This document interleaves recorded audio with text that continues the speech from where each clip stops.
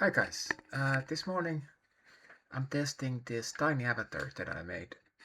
It's basically all of this stuff, the syllabus stuff, and overnight I trained a no, you can't say it's massive, it's a 30K model, and so I just trained it on a webcam, kind of like a 1 minute webcam of myself, and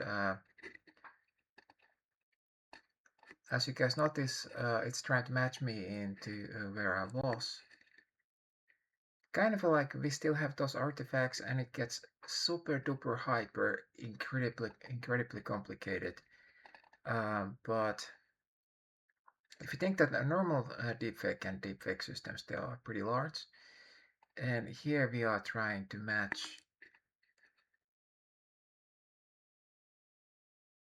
these uh, splats into existing image. So whenever we have this kind of like what doesn't fit, it starts to get those artifacts. But I'm kind of a driving this thing. The model really, I mean, like this is a 30K model, and what should I say?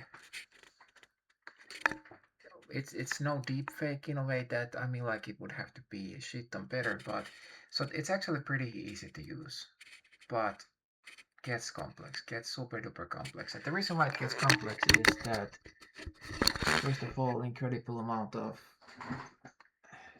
physics is involved. But so this tiny avatar, it has a GitHub repo, I'll link to it.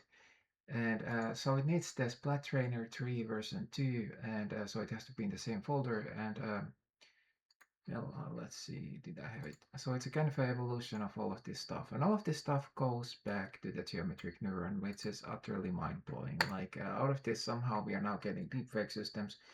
Of course, the initial idea was that we have some sort of a well, I'm not even going to go to the geometric neuron, but somehow out of that idea, this stuff is falling out. Thinking of visual cortex and gabor space, and of course, I mean, like AIs are doing it also, whatever they are thinking. So we have everything here. We have the tiny avatar, and we have this one, and we have actually the model that was trained on the Celeba dataset. So it's pictures of celebrities, and you can try it right now. And today we are thinking about things way too huge and big and so forth. But so here you can actually make your own data set. So you have a video file, and it's gonna break it into images, or you can just bring a bunch of images here. So you have a folder of images, and then you just here you extract frames, or if you already have pictures of yourself, you can use some sort of extractor or do Python code yourself.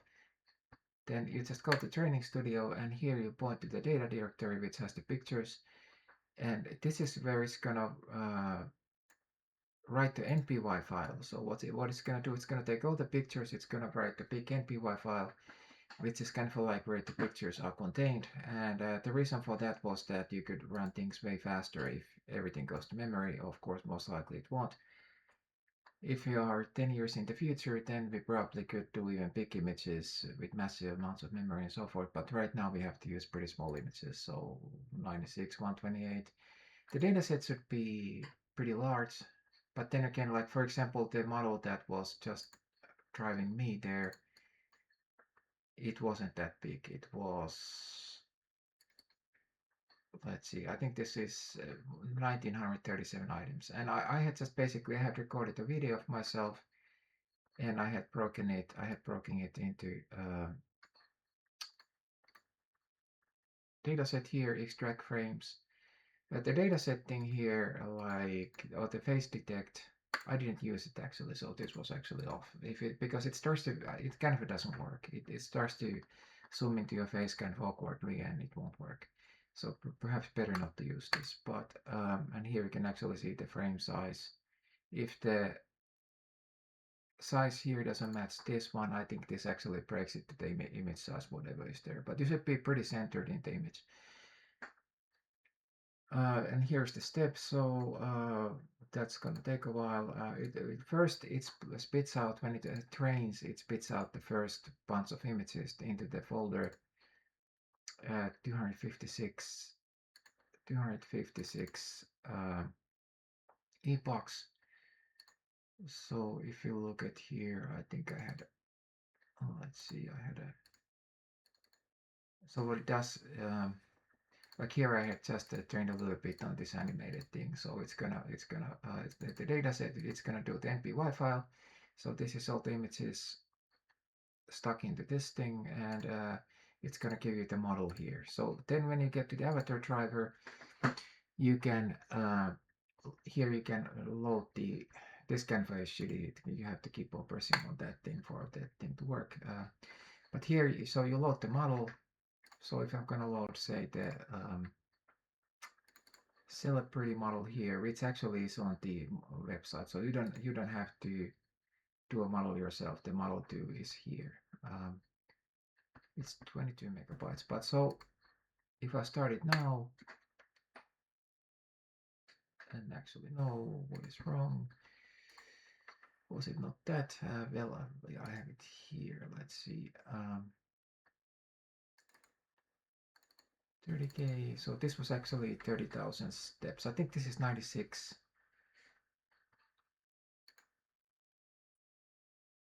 This is 96 by 96. But so this is made of celebrities, and so the faces change because this is many faces, and because I have the dark background, it kind of doesn't work very well. But and here we have the normalize input. What this does, it tries to, like, if you have a dark background, it tries to get rid of that, because else it's gonna just look for dark faces. But yes, so where is this going? There's a weird thing that I understood as I was doing this, which is that so the images are in this model. They are kind of like in between certain.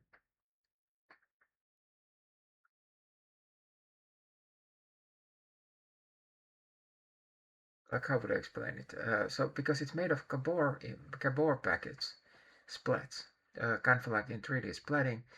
So they are like between certain. They are vectors, I think. So the vector has this kind of the atom effect that I showed you guys earlier. So there's a bit of the vector where we have the image, and then we have the bit of the vector where we have this fire space. How did they come up with that? But so let's see. I think here I have the other thing that I had yesterday. So we have the explore. But like here you guys can see, so this is the fire space where the atoms are kind of like they are forming into something else, and then there is a picture of me. This looks really crappy. But so we have that again and again and again. So all of the gabor atoms, they are kind of like they are rearranging. But this kind of has started to make me think about geometric neurons, because the idea there was that dendrite is a delay line, signal comes and signal goes to the next neuron. So here we actually kind of could think of the journey of a singular, well, this is I think 96 by 96 splats. So there would be a complex number with amplitude and phase for each and every splat. So they're arranging into images. Imagine, guys, if this was actually happening. Of course, it isn't, but if it was happening inside neurons, that each neuron would be kind of like this. It would be kind of like somehow rearranging and turning into something else. And what that would mean, that we would actually get each of those plats would actually have a pulse. It would be kind of like, okay, now my magnitude is this, and my complex phase is that, and they would be moving through the neurons, and that's kind of the geometric neuron in essence, the idea. But yeah, so this is going to be at the and here we had the, let's see, oh yeah, we need the wheel. um, this is gonna be at the tiny avatar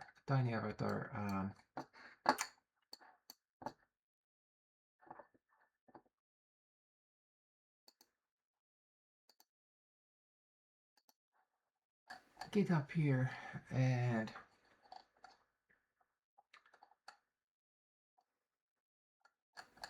what is going to come out of this? I guess the next repo is going to come out of this. This actually is not true here. The 7 megabyte has to change as well, because this is, it's 22 megabytes right now.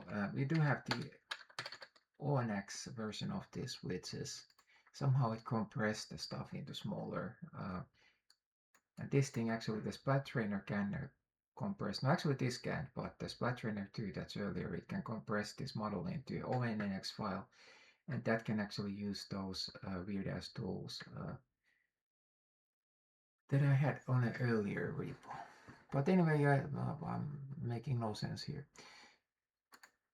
I hope you guys are well.